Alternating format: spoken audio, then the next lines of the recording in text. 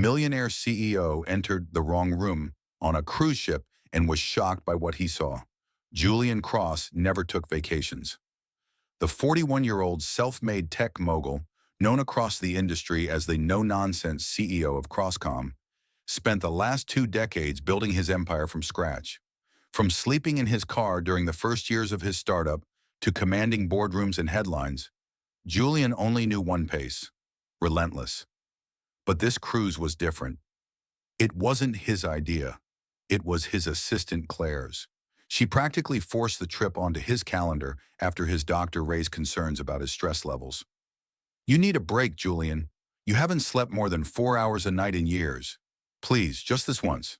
The ship, the Silver Horizon, was enormous, lavish, a floating city with a private suite reserved for him on Deck 9. He didn't care for the jazz bands, the marble floors, or the butlers in white gloves. He just wanted to get through the next 7 days and return to the only world he knew: work. But everything changed on day 3. Julian had just left a mandatory networking mixer he regretted attending. His mind was already drifting back to emails, to contracts waiting to be signed. Distracted, he walked toward his suite, holding a glass of water, barely watching his step. He stopped in front of room 908. He swiped his card. The door clicked open. It wasn't his room.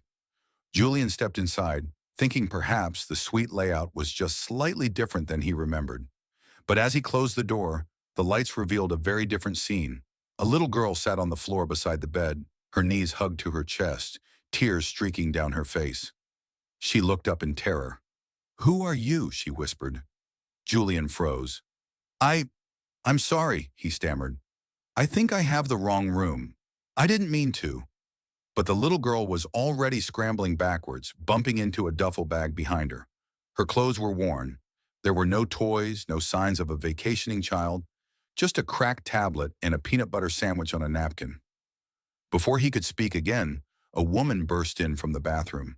She was young, late 20s, with worry written across every line of her face. "Please, don't hurt her," she cried, stepping protectively in front of the girl. Julian raised his hands. "Wait! No, I'm not here to hurt anyone. I opened the door by mistake. I thought this was my suite. I'm on Deck 9. The woman's eyes flicked to the room number on the door behind him. "This is Deck 6, she said softly. "You must have taken the wrong elevator." Julian nodded, backing toward the door. "I'm sorry, truly, I didn't mean to intrude." And then he left. The child's tear-streaked face, the way her mother had flinched. Something about the room was off. It wasn't just that they were crying. It was the feeling that they didn't belong there, that they weren't supposed to be on this cruise at all. Julian barely slept that night. The next morning, he asked Claire to discreetly check the room manifest for 608. She called back within the hour.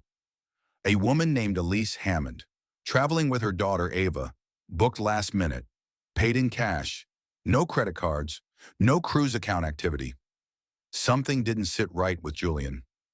He waited until late afternoon, then walked to Deck 6 again.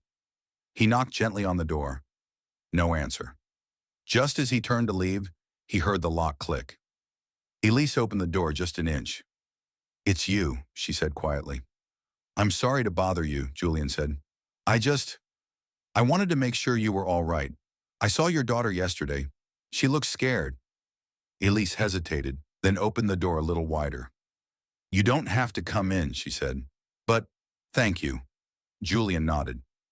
"Is there anything I can do to help?" Elise's eyes welled up with tears, but she shook her head. "No one can help us. We're just trying to stay invisible." She was about to close the door when Julian asked, "Are you hiding from someone?" Elise froze. Her silence was the answer.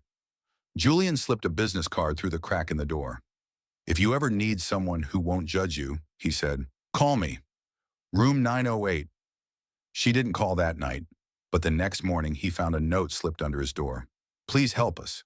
I don't know who else to trust." They met in a quiet corner of the observation deck. Elise opened up slowly, hesitantly, checking over her shoulder every few minutes. "I left my fiancé," she said. "He's dangerous, controlling. I had no money, no job. I worked at his company before he fired me for trying to leave. I took Ava and ran. The cruise was the only place I could think of where he couldn't find us for a week. Julian listened in silence. I bought the cheapest room I could with what I had left. We ate crackers and sandwiches to make it last. Ava hasn't smiled in months, she looked at him.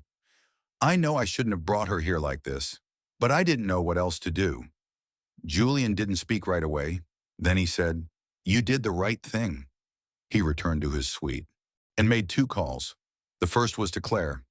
I want a background check on a man named Garrett Troy, used to own a company called Zephyr Tech. The second was to the captain of the ship. By the end of the day, Elise and Ava were upgraded to a private suite. No questions asked. Over the next 3 days, Julian visited often. Ava slowly opened up, especially after Julian brought her a small teddy bear from the ship's boutique. Mr. Julian, she whispered one afternoon, do you live on boats? He laughed. No, I live in a tall building with way too many meetings. Ava giggled for the first time since she'd boarded. Elise smiled through tears. Julian hadn't felt this human in years, but peace didn't last. On the 6th day of the cruise, Claire called him with panic in her voice. Julian, Garrett Troy just posted on LinkedIn. He says he's flying to the Bahamas to retrieve what belongs to him. I think he knows. Julian's heart pounded. Does he know about the ship? He doesn't say it, but there are hints. You need to be careful. Julian went straight to the captain. We need extra security. Quietly, discreetly. There's a man who might board the ship at our next stop, and I won't let him get anywhere near that woman or her daughter. The captain nodded. Understood. Julian returned to Elise's suite. He explained everything. Elise turned pale. He's coming? Maybe, Julian said, but I promise you he won't get past me. The ship docked the next day, and just as expected, Garrett Troy arrived. Slick, arrogant, wearing expensive sunglasses and the confidence of someone who had always gotten what he wanted. He didn't make a scene. Instead, he bribed a staff member to point him toward Elise's room. He reached her door, and that's when Julian stepped out from the shadows. You need to leave, Julian said coldly. Garrett blinked. Who the hell are you? I'm the man who's going to make sure you never hurt them again. Garrett scoffed. She's my fiancée. Not anymore. I have rights. Julian handed him a folded document. That's a restraining order.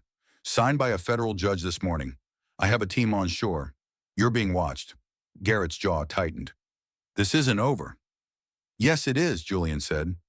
Security arrived seconds later and escorted Garrett off the ship. Elise watched from behind the curtains, shaking.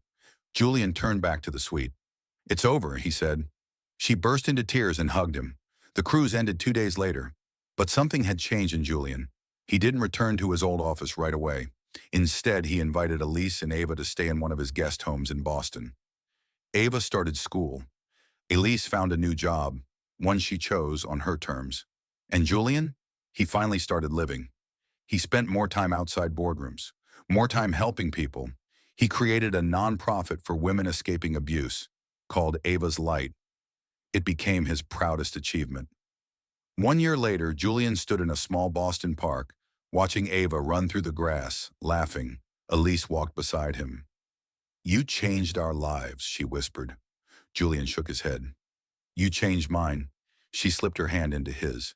The man who never took vacations had finally found something worth pausing for, and it all started with a wrong turn.